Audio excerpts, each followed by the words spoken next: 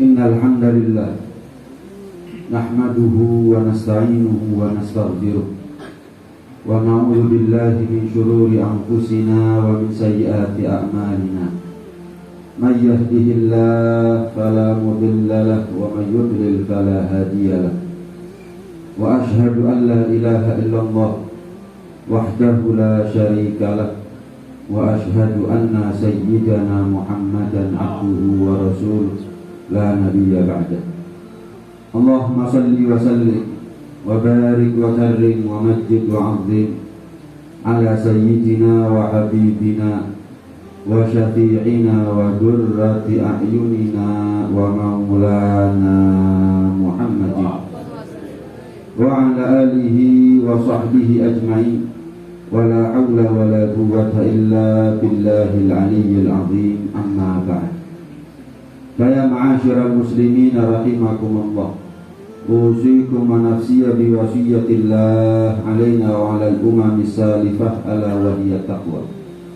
Faqad qala azza min qa'il, a'udzu billahi minasy syaithanir rajim. Wa laqad wassayna alladhina utul kitaba min qablikum wa iyyakum an ittaqullah. Faqala ta'ala amiran bi taqwa, ya ayyuhalladzina amanu ittaqullaha haqqa tuqatih wa la tamutunna illa wa antum muslimun. Ma'asyiral muslimin rahimakumullah, senantiasa kita sama-sama memperbanyak rasa syukur kepada Allah Subhanahu wa taala atas segala kenikmatan, anugerah maupun karunia yang tidak dihentinya bertubi-tubi Allah berikan kepada kita semuanya. Maka sudah sewajibnya buat kita untuk merespon nikmat itu dengan syukur, dan seafdal-afdalnya syukur adalah ketakwaan. Fattaqullaha la'allakum tashkurun. Bertakwalah kalian kepada Allah, niscaya kalian tercatat sebagai hamba yang bersyukur.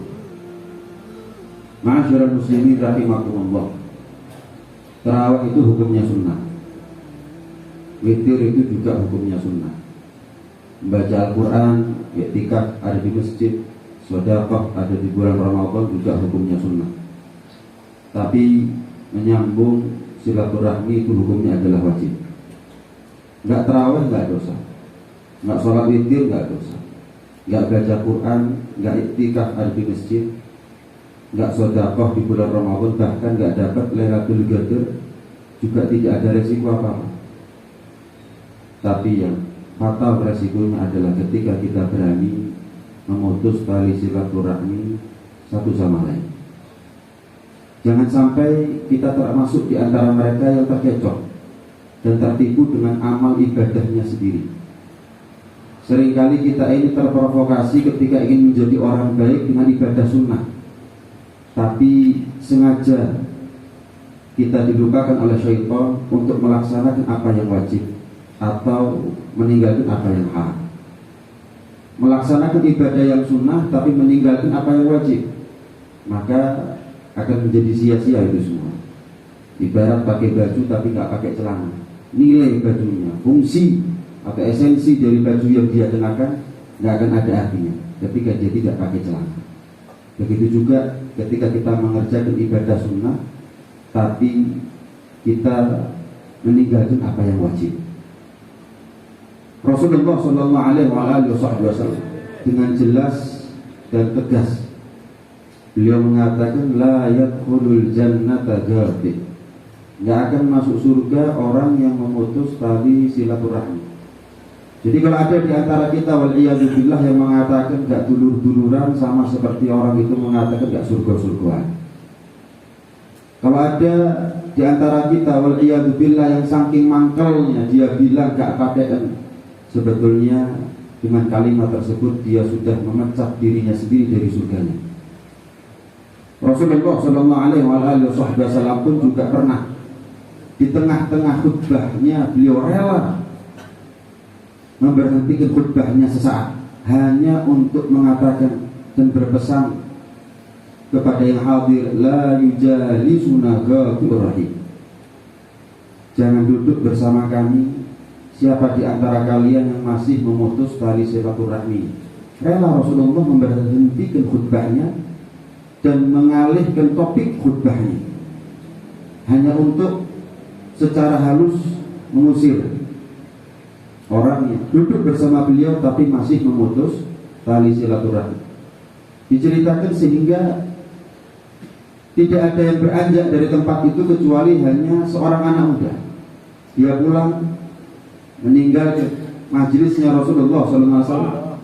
Kemudian dia pulang dan menghampiri bibinya, kholahnya, saudara dari ibu, untuk menyambung apa yang pernah putus dan memperbaiki apa yang pernah retak di antara mereka berdua. Setelah cair, setelah sambung lagi silaturahmi di antara mereka, maka anak muda tadi itu kembali duduk bersama Rasulullah SAW dan juga para sahabat yang lain. Maka Rasulullah mengatakan, Innar rahmata la tanzilu ala qaumin fihim ghadurur rahim. Rahmatnya Allah tidak akan turun kepada suatu kaum jika ada di antara kaum itu yang masih memutus tali silaturahmi. Seefektif itu dosa memutus tali silaturahmi untuk mengcancel rahmatnya Allah, sekalipun rahmat yang Allah berikan ada di majelisnya Rasulullah.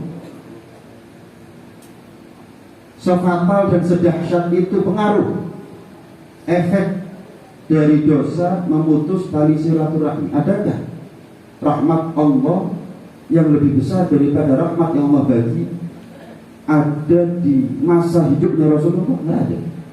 Tapi dosa silaturahmi bisa menggagalkan itu semua. Ma'asyiral muslimin rahimakumullah. Juga Rasulullah dalam satu riwayat mengatakan kepada kita, Ghafirur rahim mal'unun walau mata fi jawfil ka'bah. Orang yang memutus tali silaturahmi itu matinya mati terlaknat, dikecam keras Rasulullah SAW. Matinya terlaknat walaupun mati di dalam Ka'bah. Kita nggak pernah dengar satupun manusia yang pernah mati dalam Ka'bah. Dan buat orang seperti kita sangat kecil kemungkinan kita mati di dalam Ka'bah. Di depan Ka'bah aja kecil kemungkinan. Di Masjidil Haramnya saja yang radiusnya lebih luas daripada di depan Ka'bah, kecil kemungkinan kita meninggal ada di Masjidil Haram. Jangankan di Masjidil Haram, di tanah haramnya belum tentu.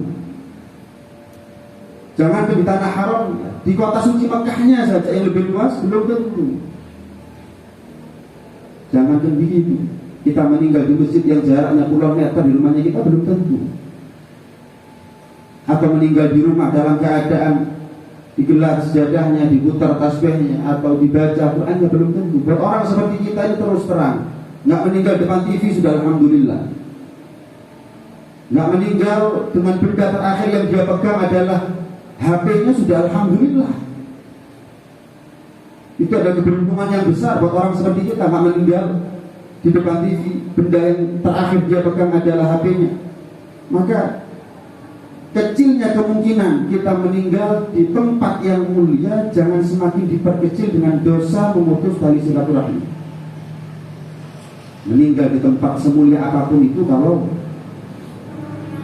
dia meninggal dalam keadaan memutus tali silaturahmi, maka ternyata semulia apapun tempat itu tidak bisa merubah nasib kesu'ul khotimahnya dikarenakan dosa memutus tali silaturahmi.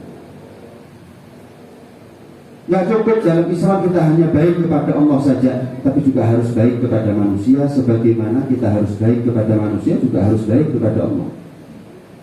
Salat diawali dengan takbiratul ihram, hablum minallah, tapi diakhiri dengan salam, hablum minannas. Siapa orang yang sholat takbir tapi nggak salam, percuma. Sebagaimana percumanya orang yang sholat nggak pakai takbir tahu-tahu salam. Puasa yang kita jalani ada di bulan Ramadan, mu'allaqun baina samai wal ardi la yurfa'u illa bi zakatil fitr. Puasa Ramadan yang kita jalani ini seiring dengan dikumandangkannya takbir belum tentu diterima, menggantung, nggak jelas nasibnya, terkatung-katung antara langit dengan bumi. Kecuali terlebih dahulu kita tunaikan zakat fitrahnya. Puasa Ramadan hablum minallah, kullu amali ibni adam lahu ila shaum fa innahu li. Setiap amal anak manusia untuk mereka, tapi puasa untukku. Kita rela berkorban, mengorbankan atau mengharamkan apa yang halal sebetulnya demi Allah, bukan demi siapa-siapa. Puasa hablum minallah, tapi zakat hablum minannas. Siapa orang puasa nggak zakat, nggak diterima puasanya. Karena itu, ma'asyiral muslimin rahimakumullah, mau sampai kapan Lebaran kita ini hanya formalitas, hanya sebatas merawat apa yang sudah baik, tapi yang putus dibiarkan putus, yang retak kalau perlu hancur sekali. Sudah bukan waktunya lagi dendam kesumat itu kita wariskan dan kita bawa mati.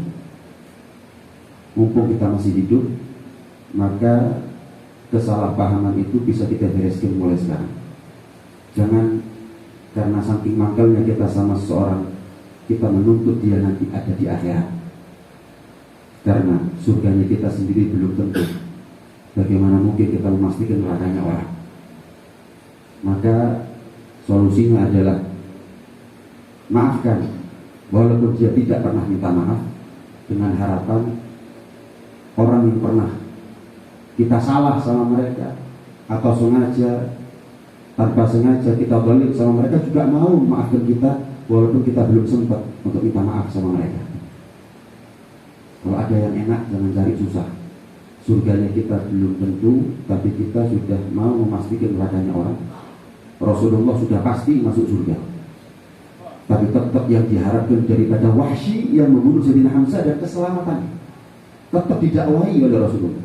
Ya, sekalipun Rasulullah mengatakan, aku tuntut engkau wahai Wahsy nanti di akhirat, aku tuntut engkau wahai Abu Jahal nanti di akhirat. Enggak, tetap sejahat apapun musuh-musuh Rasulullah, yang Rasulullah harapkan dari mereka adalah Islamnya, keselamatannya.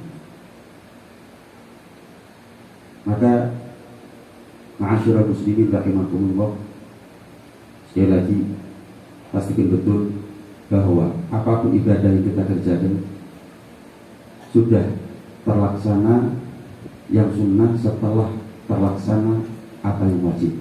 Dengan demikian mudah-mudahan ibadah kita semuanya diterima oleh Allah, dilipat gandakan oleh Allah pahalanya, dan mudah-mudahan betul-betul Allah lapangkan hati kita semuanya, dada kita semuanya, untuk saling menghalalkan, saling meridhai, dan saling memaafkan satu sama lain dari lubuk hati kita yang terdalam, sehingga suasana Lebaran besok jika kita masih dipanjangkan umurnya oleh Allah Subhanahu wa taala, insyaallah menjadi lebaran terindah seumur hidup kita.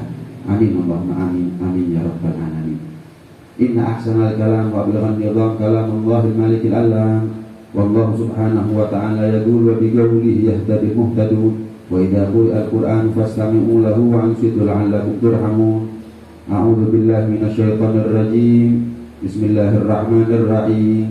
Wal 'asri innal insana lafi khusrin illa alladziina aamanu wa 'amilus shalihati wa tawashaw bil haqqi wa tawashaw bis sabr. Barakallahu li wa lakum fil Qur'anil 'azim wa nafa'ani wa iyyakum bima fihi minal ayati wa dzikril hakim wa taqabbala minni wa minkum tilawatahu innahu huwas sami'ul 'alim. Aqulu qawli hadza wa astaghfirullahal 'azim li wa lakum wa liwalidina wa liwalidikum fastaghfiruhu min kulli dhanbin innahu huwal ghafurur rahim.